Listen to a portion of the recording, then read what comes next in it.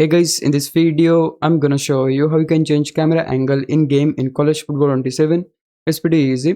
Right now you can see the game is running. So all I have to do, simply you need to let the game pause first. Like the players are moving, we have to wait.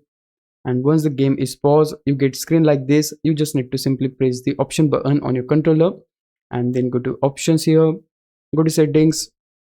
Now here we need to go to visual feedback tab, and now if you scroll you should be able to see the section for cameras, and here we have the option to change offense camera preset. You can change it to standard, wide, all 22, broadcast, whichever you like.